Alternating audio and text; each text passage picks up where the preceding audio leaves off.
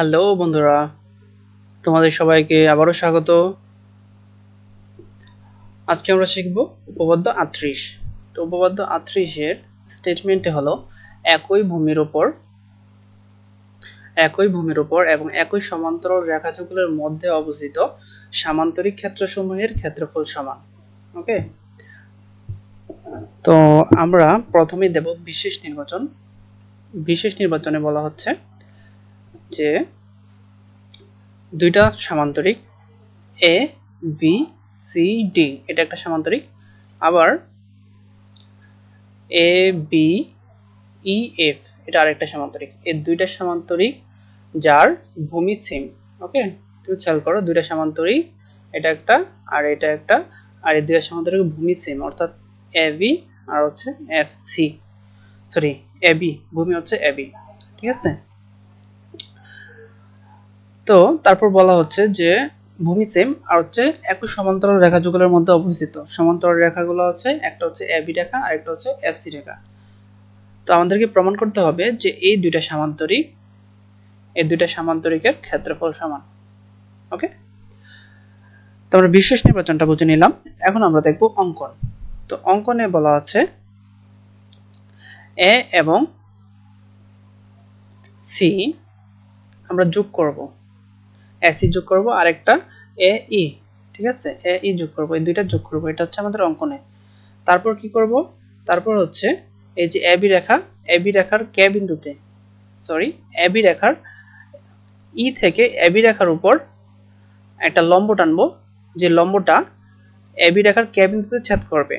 আবার এবি রেখার বর্ধিতাংশ এইটুকু, এটার উপরে সিএল লম্ব টানবো। ঠিক আছে, এটার উপরে টানবো সিএল লম্ব, অর্থাৎ সি বিন্দু থেকে এবি রেখার বর্ধিতাংশের উপরে লম্ব টানবো সিএল।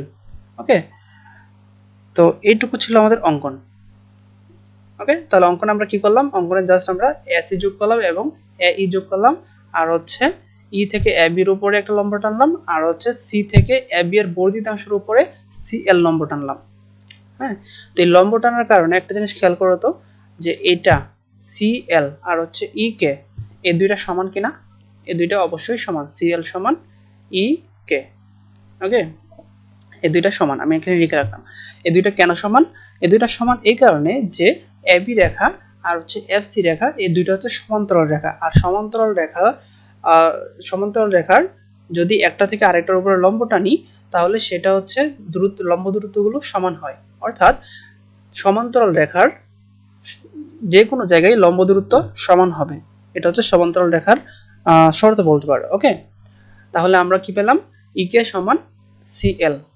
ঠিক আছে, ইকে সমান সিএল, এটা পেলাম। ওকে, আমাদের অঙ্কন শেষ হলো। এখন আমরা চলে যাই প্রমাণে। তো আমাদের প্রমাণে এবিসি ত্রিভুজের ক্ষেত্রে আমরা যদি দেখি, ত্রিভুজ এ বি সি, এই ত্রিভুজটার ভূমি কি? ভূমি হচ্ছে এবি। ওকে, আমি এখানে লিখি ত্রিভুজ এ বি সি, এই ত্রিভুজের ভূমি কি? এই ত্রিভুজের ভূমি হচ্ছে এ বি। ওকে, আর উচ্চতা কত এই ত্রিভুজের? উচ্চতা হচ্ছে ভূমি থেকে শীর্ষবিন্দুর যে লম্ব দূরত্ব সেটা। তো ভূমি যদি এটা হয়, আমি যদি এটাকে বাড়িয়ে দেই, তার মানে এটা যে লম্ব দূরত্ব এটা হচ্ছে সিএল। ঠিক আছে, তো ভূমি থেকে এই শীর্ষবিন্দুর লম্ব দূরত্ব কি? সিএল। তাহলে ভূমি হচ্ছে এবি আর হচ্ছে উচ্চতা হচ্ছে সিএল। তো আমরা লিখতে পারি কি, ত্রিভুজ এবিসি এর ক্ষেত্রফল যদি বলি, তাহলে হাফ ইন্টু ভূমি ইন্টু উচ্চতা, তার মানে কি half into AB into CL, এটা আমরা লিখতে পারি ত্রিভুজ এবিসি এর ক্ষেত্রে। এখন আমরা দেখি ত্রিভুজ এ বি ই, এই ত্রিভুজের ক্ষেত্রে কি হয়। এই ত্রিভুজের ক্ষেত্রে ত্রিভুজ এ বি ই, এই ত্রিভুজের ক্ষেত্রে যদি আমি লিখি ক্ষেত্রফল, ক্ষেত্রফলে হাফ আসবে, ভূমি আসবে। ভূমি কত? এই ত্রিভুজের ভূমি হচ্ছে এবি, তাহলে এই ত্রিভুজের ভূমি আমি এবি লিখলাম। আর উচ্চতা কত? উচ্চতা হচ্ছে ভূমি থেকে শীর্ষবিন্দুর দূরত্ব, অর্থাৎ ই কে। তাহলে এটার উচ্চতা কত? ই কে। তো আমরা কি দেখলাম, সিএল সমান ই কে, তার মানে আমরা ইকের বদলে আমরা যদি সিএল বসাই,